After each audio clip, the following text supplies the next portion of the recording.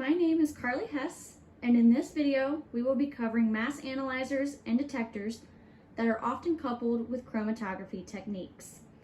The mass analyzers we will be covering are time-of-flight mass spectrometry and quadruple ion trap mass spectrometry. As for detectors, we will look at ultraviolet, also known as UV-Vis, and flame ionization, also known as FID.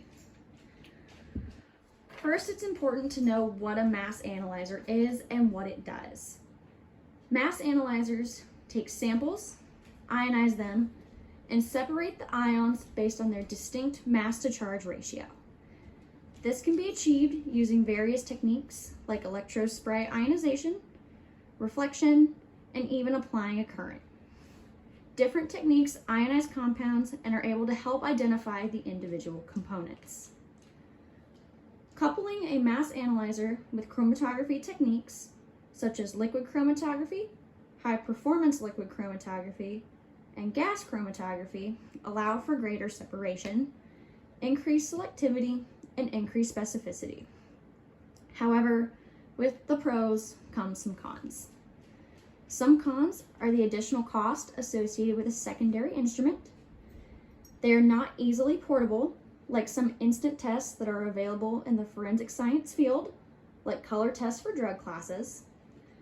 They require a highly trained individual, and that individually they can have difficulty separating samples, specifically hydrocarbons.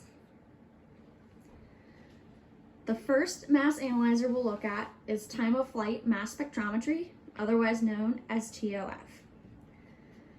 Time-of-flight mass spectrometry is a technique that measures the mass-to-charge ratio of an ion based on how long it takes the ion to travel from the sample inlet to the detector. This is a typical setup of what a time-of-flight analyzer looks like. As you can see, the sample inlet is here. The ionization area, once it enters the detector, under a vacuum. There is then a voltage applied to the ions in this ionization area, and they accelerate in this acceleration field. Based on the time it takes to travel to the detector is how these analytes are identified.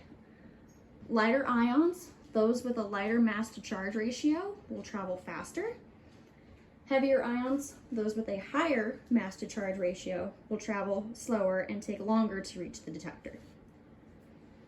The problem with time-of-flight mass spectrometry is that not all ions have the same kinetic energy based on when they are injected into this ionization area.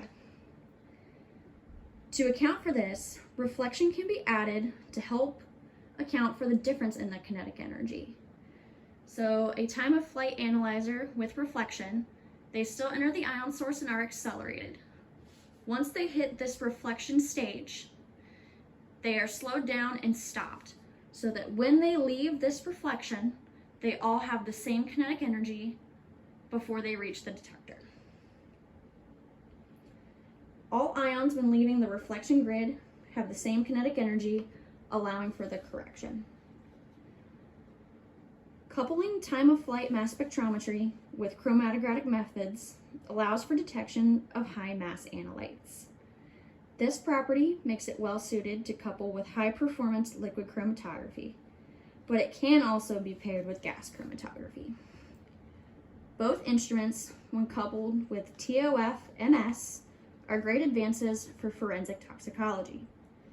By using solid phase extraction on whole blood samples and then analysis via HPLC TOF, illicit, commonly abused, and designer drugs could be identified in blood samples taken from suspects or victims. GC-TOF has also been used in forensic toxicology to help identify types of drug classes in blood samples as well. The next mass analyzer we will be covering is quadruple ion trap mass spectrometry. Quadruple ion trap mass spectrometry is similar to time-of-flight in the aspect that it uses a voltage to detect the mass-to-charge ratios. Ions exit a chromatographic instrument and enter the ion trap through a heated inlet. So ions will come in here through this heated inlet and enter into the ion trap.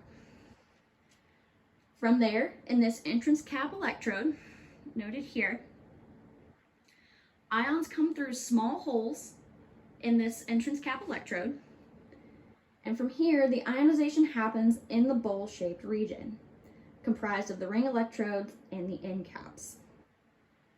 By applying a voltage to the ring electrodes, ions circulate within the trap. The ions with a lower mass to charge ratio are on the outermost part of the trap, where those ions with higher mass to charge ratios are more centrally located. When an increase in voltage is applied, ions of lower mass to charge ratios are distributed first and one at a time are sent out through the end electrode cap to the detector. These end caps can be identified based on the number of holes in them. Fortunately for us, quadruple ion trap mass spectrometry is pretty compact. It is ideally suited for coupling with chromatographic methods due to the ions entering one by one into the trap. It can be used with a variety of chromatography methods like gas chromatography and liquid chromatography. Quadruple ion trap mass spectrometry has been coupled with liquid chromatography to help extract poisonous neurotoxins. Also similar to the time of flight mass analyzer, solid phase extraction is common for the sample prep. This mass analyzer is best suited for liquid chromatography coupling, as it is much more effective at detecting proteins than compounds like gas chromatography analysis does. Ideal forensic samples would be blood samples of suspected poisoning victims or any biological samples to help determine if poisoning occurred. Next, we will be covering chromatography detectors. Chromatography detectors are devices coupled with chromatographic methods in order to detect the separated ions coming from the column. There are a wide variety of detectors, but they can generally be classified as destructive or non-destructive. In this presentation, we will be looking at ultraviolet, also known as UV-Vis detectors, as well as flame ionization detectors, or FID. The first detector we'll look at is a flame ionization detector. Flame ionization is a detection method in which ionization of compounds happens via fire. Analytes enter the detector through the column with the help of hydrogen gas. Hydrogen will mix with the carrier gas and the analytes and travel to the detector portion. After the hydrogen inlet, or parallel to it, is an air or oxygen inlet. Oxygen is needed to support the flame. The mixture of hydrogen, oxygen, and the carrier gas will ignite the flame.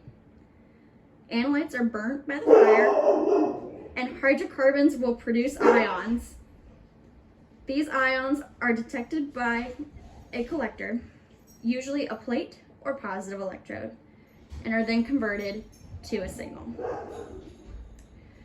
Due to the fact that analytes are burned, FID falls into the category of destructive detection methods. While this is a disadvantage, some advantages include the ability to analyze hydrocarbons, most effective when nitrogen is used as the carrier gas. FID is often paired with gas chromatography, and this kind of analysis is perfect for explosive residues from arson scenes or any organic compound mixtures. The last detector we will be covering is a UV-Vis detector. UV-Vis spectroscopy is the measurement of light passing through a sample after reflection. A UV-Vis consists of some simple parts: a source lamp, a monochromator with 2 slits and a prism, a beam splitter, 2 cells, one for reference and one for sample, and the detector. The source lamp is often comprised of deuterium. The monochromator has an entrance split, followed by a prism or a dispersion device that will refract the light into different wavelengths, and the targeted wavelength will exit via the second slit or exit slit. After exiting the monochromator, the light interacts with the beam splitter, which divide the light into two equal and parallel beams of light. This can be done with just one cell though.